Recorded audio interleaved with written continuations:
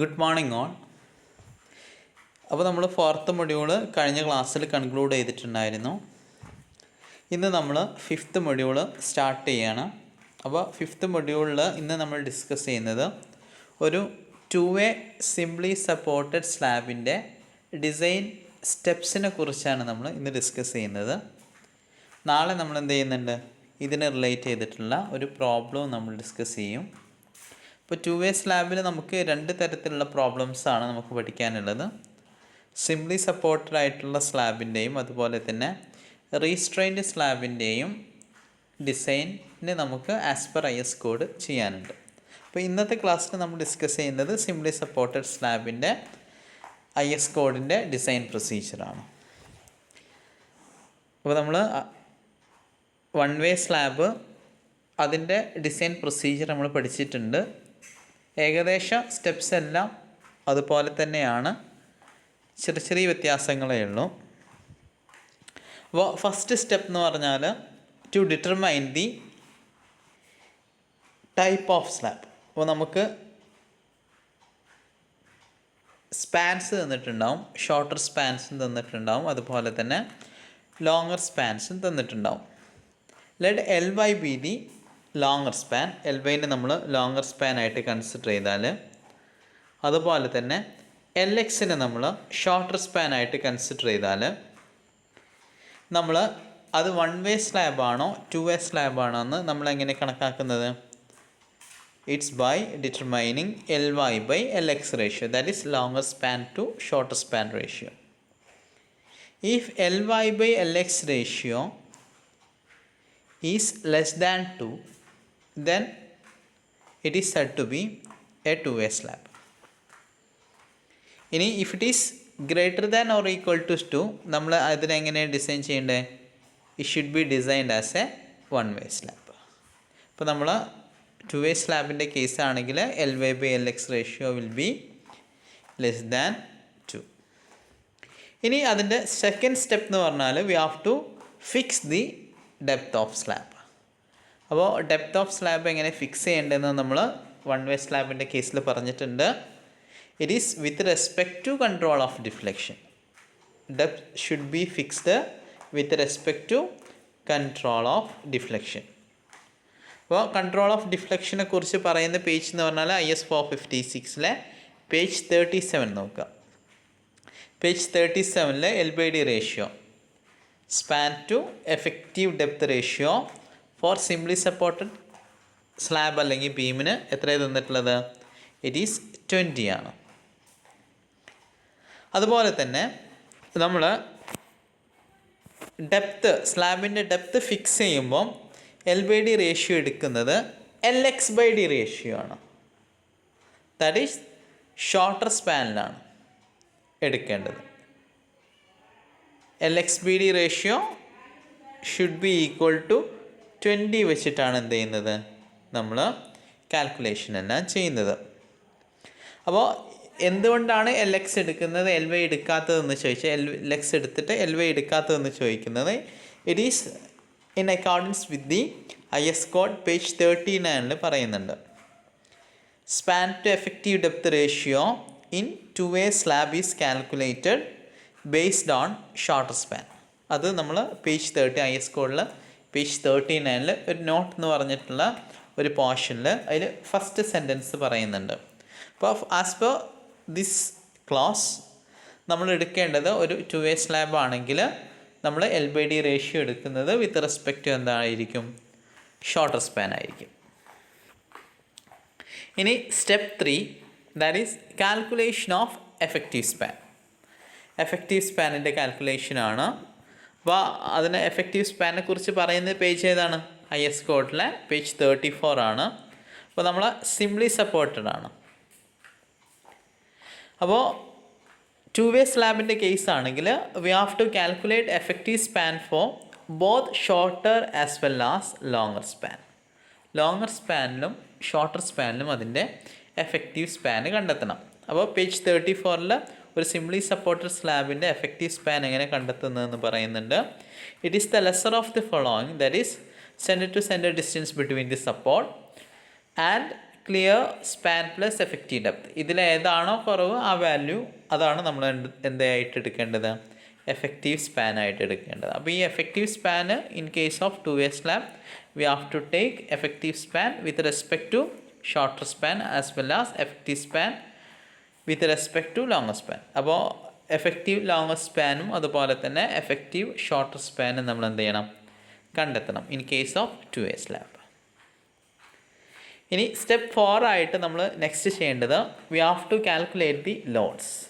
ഇപ്പോൾ 2 തരത്തിലുള്ള ലോഡ് വരുന്നുണ്ട്. ഡെഡ് ലോഡ് ഉണ്ടാവും. ഡെഡ് ലോഡ് എന്ന് പറഞ്ഞാൽ അതിൻ്റെ സെൽഫ് വെയ്റ്റും അതുപോലെ തന്നെ ഫ്ലോർ ഫിനിഷിൻ്റെ വെയ്റ്റും ഉണ്ടാവും. സെൽഫ് വെയ്റ്റൊക്കെ കണ്ടുപിടിക്കാൻ നമ്മൾ പറഞ്ഞിട്ടുണ്ട്. നമ്മളെ കോൺക്രീറ്റിൻ്റെ RCCയുടെ യൂണിറ്റ് വെയ്റ്റ് എന്താണ്, 25 ആണ്. 25 kN/m³ ആണ്. ഇൻറ്റു നമ്മൾ ഡെപ്ത്ത് ഇൻറ്റു 1 മീറ്റർ സ്ട്രിപ്പായിട്ടാണ് എടുക്കാറുള്ളത്. ഇൻറ്റു 1 ചെയ്താൽ മതി. അപ്പോൾ നമുക്ക് എന്ത് കിട്ടും, ഡെപ്ത് ഇൻ മീറ്ററിലാണെങ്കിൽ നമുക്ക് kN/m അതിൻ്റെ ഡെഡ് ലോഡ് കിട്ടും. ഇനി ഫ്ലോർ ഫിനിഷിൻ്റെ വെയിറ്റ് ആണെങ്കിൽ നമ്മൾ സാധാരണ എടുക്കൽ depth of floor finish into 24, that is PCCയുടെ 24 kN/m³. PCCയുടെ യൂണിറ്റ് വെയിറ്റ് എടുക്കാറുള്ളത്. അപ്പോൾ അത് നമ്മൾ 1-way slabൽ പറഞ്ഞതാണ്. അതുപോലെ എന്ത് ചെയ്യുക, calculate the dead loads and live load നമുക്ക് തന്നിട്ടുണ്ടാവും. എന്നിട്ട് ഡെഡ് ലോഡ് പ്ലസ് ലൈവ് ലോഡാണെന്ത് ടോട്ടൽ ലോഡ് വരുന്നത്. ഇനി അതിനെ 1.5 മൾട്ടിപ്ലൈ ചെയ്താൽ നമുക്ക് എന്ത് കിട്ടും, we will get ultimate load. അപ്പോൾ അൾട്ടിമേറ്റ് ലോഡ് കിട്ടി. ഇനി നമ്മൾ കാൽക്കുലേറ്റ് ചെയ്യേണ്ടത് എന്താണ്, we have to calculate the bending moments. അപ്പോൾ ബെൻഡിങ് മൊമെൻറ്റ്സ് കണ്ടെത്താൻ നമ്മൾ റെഫർ ചെയ്യേണ്ടത് it is annex D. Page 91 annex D ആണ്. Page 91, page 90, 91. അപ്പോൾ അനെക്സ് ഡി ആണ്. അനെക്സ് ഡി IS കോഡിലെ അനെക്സ് ഡി പേജ് 90, 91 വരുന്നത്. അപ്പോൾ നമ്മൾ ബെൻഡിങ് മൊമെൻറ്റ് ഇൻ ബോത്ത് ഡയറക്ഷനിൽ കണ്ടുപിടിക്കണം. That is in shorter span as well as longer സ്പാനിൽ കണ്ടെത്തണം. അപ്പോൾ പേജ് 91 ഈ ഒരു ഇക്വേഷൻ ഉണ്ട്. MX കണ്ടുപിടിക്കാനുള്ള ഇക്വേഷൻ എന്ന് പറഞ്ഞാൽ α(x) × WLx², MY എന്ന് പറഞ്ഞാൽ α(y) × WLx².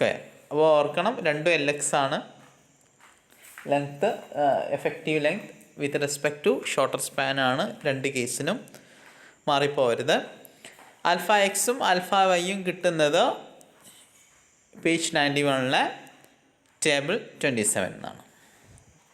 ഇനി MU കണ്ടെത്തി കഴിഞ്ഞാൽ നമ്മൾ എന്ത് ചെയ്യണം, we have to calculate the effective depth required effective depth എന്ത് ചെയ്യാം, കണ്ടെത്തുക.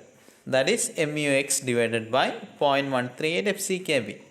നമ്മൾ FE 415 ഉപയോഗിക്കുന്നത് നമുക്കറിയാം MU ലിമിറ്റിൻ്റെ equation. MU limit equal to എന്താണ്, ഫോർ FE 415 സ്റ്റീൽ ആണെങ്കിൽ 0.138 FCKBD². ഇനി FE 250 ആണെങ്കിലോ 0.148 ആണ്. അപ്പോൾ ഈ വാല്യൂസൊക്കെ 0.48 × FCKBD². അപ്പോൾ ഇത് 415 വരുമ്പോഴാണ്, FE 415 വരുമ്പോഴാണ്, ഇത് FE 250 വരുമ്പോഴാണ്. FE 500ൻ്റെ ഇക്വേഷനൊക്കെ നമ്മൾ പഠിച്ചിട്ടുണ്ട്.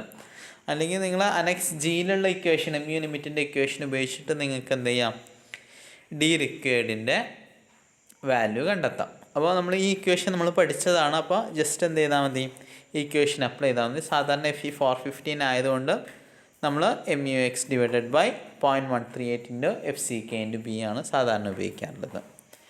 Then calculation of AST. Next step, 6th step എന്ന് പറഞ്ഞാൽ, അപ്പോൾ AST നമ്മൾ കണ്ടുപിടിക്കുന്നത്, AST കണ്ടുപിടിക്കാനുള്ള പെർസെൻറ്റേജ് ഓഫ് സ്റ്റീൽ കണ്ടുപിടിക്കാനുള്ള ഇക്വേഷൻ നമ്മൾ ബീമിലും സ്ലാബിലൊക്കെ ഡിസ്കസ് ചെയ്തിട്ടുണ്ട്. 1-way സ്ലാബിലൊക്കെ ഡിസ്കസ് ചെയ്തിട്ടുണ്ട്.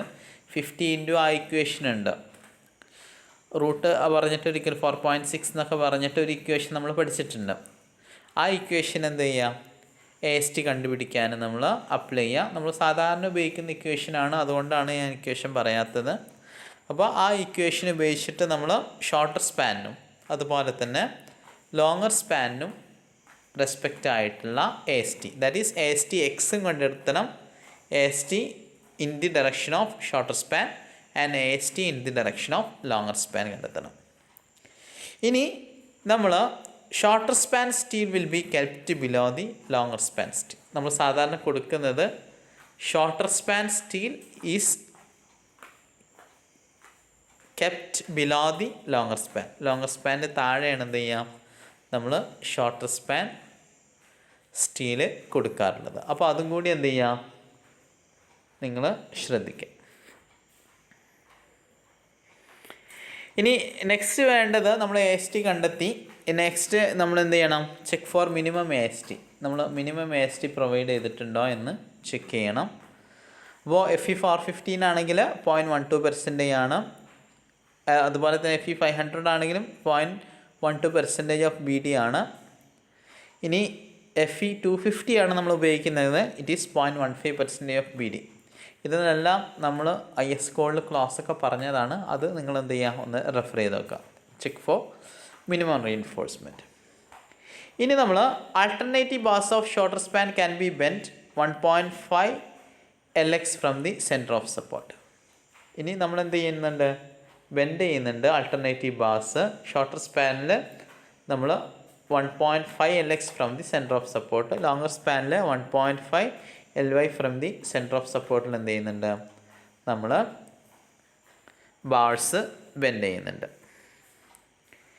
ഇനി നെക്സ്റ്റ് ചെയ്യേണ്ടത് 7th സ്റ്റെപ്പ് എന്ന് പറഞ്ഞാൽ ചെക്ക് ഫോർ ഷിയർ ആണ്. അതിന് നമ്മൾ എന്ത് കണ്ടുപിടിക്കണം, we have to calculate the shear force in shorter span direction, that is VUX, and shear force in longer span direction, that is VUY. VUX എന്ന് പറഞ്ഞാൽ WU into LX divided by 2, VUY എന്ന് പറഞ്ഞാൽ WU into LY by 2. ഇനി അതിന് corresponding ആയിട്ടുള്ള nominal shear stress in shorter span direction കണ്ടെത്തുക, nominal shear stress in longer span direction കണ്ടെത്തുക. ഇനി എന്ത് ചെയ്യണം, ഈ τVXും τVY എന്ത് ചെയ്യണം, we have to compare with the ടോസി വാല്യൂ. ടോസി വാല്യൂ നമ്മൾ കണ്ടെത്തുന്നത് for the highest percentage of സ്റ്റീലാണ്. അത് നമുക്ക് AST X ആവാം, AST Y, ഇതിലേതാണോ ഹയസ്റ്റ് അതിന് കറസ്പോണ്ടിങ് ആയിട്ടുള്ള പെർസെൻറ്റേജിന് കറസ്പോണ്ടിങ് ആയിട്ടാണ് നമ്മൾ എന്ത് ചെയ്യുന്നത്, ടോസി വാല്യൂ കണ്ടെത്തുന്നത്. അപ്പോൾ നമ്മൾ τVXും അതുപോലെ തന്നെ τVYയും should be less than tau c ആയിരിക്കണം. എന്നാൽ നമ്മളെന്താണ്, it is satisfactory with respect to shear ആയിരിക്കും. ഇനി ലാസ്റ്റ് സ്റ്റെപ്പ് എന്ന് പറഞ്ഞാൽ ചെക്ക് ഫോർ ഡിഫ്ലക്ഷൻ ആണ്. അപ്പോൾ ഡിഫ്ലക്ഷന് നമ്മൾ സാധാരണ ചെയ്യുന്നത് LBD റേഷ്യോൻ്റെ മോഡിഫിക്കേഷൻ ഫാക്ടർ കണ്ടുപിടിക്കാനുള്ള പേജ് 38 നോക്കിയാൽ നിങ്ങൾക്ക് എന്തെങ്കിലും മോഡിഫിക്കേഷൻ ഫാക്ടർ കണ്ടുപിടിക്കാം. അതിനുള്ള ഒരു ഗ്രാഫൊക്കെ പറഞ്ഞിട്ടുണ്ട്. FS വാല്യൂ, മോഡിഫിക്കേഷൻ ഫാക്ടർ, അതുപോലെ തന്നെ FS value, percentage of AST, ഇതിൻ്റെ ഒരു ഗ്രാഫ് ഉണ്ട്. നമ്മൾ പേജ് 38 നോക്കിയാൽ മോഡിഫിക്കേഷൻ ഫാക്ടറിൻ്റെ ഗ്രാഫ് നിങ്ങൾക്ക് കാണാൻ പറ്റും. അപ്പോൾ അതിന് കറസ്പോണ്ടിങ് ആയിട്ടുള്ള മോഡിഫിക്കേഷൻ ഫാക്ടർ എന്ത് ചെയ്യുക, നിങ്ങൾ കണ്ടെത്തുക. പെർസെൻറ്റേജ് ഓഫ് സ്റ്റീലിന് കറസ്പോണ്ടിങ് ആയിട്ട് ഇവിടെ percentage of steel, modification factor, ഇത് FS. അപ്പോൾ ഇതിന് കറസ്പോണ്ടിങ് ആയിട്ടുള്ള മോഡിഫിക്കേഷൻ ഫാക്ടർ കണ്ടെത്തുക. എന്നിട്ട് നമ്മൾ എന്ത് ചെയ്യുക, പ്രൊവൈഡ് ചെയ്തിട്ടുള്ള ഡിയും റിക്വയർഡ് ഡിയും, ഡി പ്രൊവൈഡഡും should be greater than D required ആയിരിക്കണം.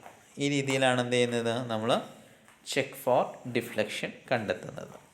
LBD റേഷ്യോ വെച്ചിട്ട് ഡി റിക്വയർഡ് കണ്ടുപിടിക്കും. ഡി പ്രൊവൈഡഡ് നമുക്ക് അറിയുന്നുണ്ടാവും. നമ്മൾ എന്തായിരിക്കണം, D provided should be greater than D required ആയിരിക്കണം.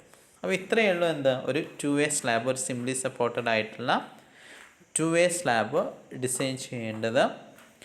ഇനി അടുത്ത ക്ലാസ്സിൽ എന്ത് ചെയ്യാം, നമുക്ക് ഇതിന് റിലേറ്റ് ചെയ്തിട്ടുള്ള ഒരു പ്രോബ്ലം നമുക്ക് ചെയ്യാം. അപ്പോൾ നിങ്ങൾക്ക് എന്ത് ചെയ്യും, ഈ സ്റ്റെപ്സിനെ കുറിച്ച് കൂടുതൽ മനസ്സിലാവും. അപ്പോൾ thank you, have A nice day.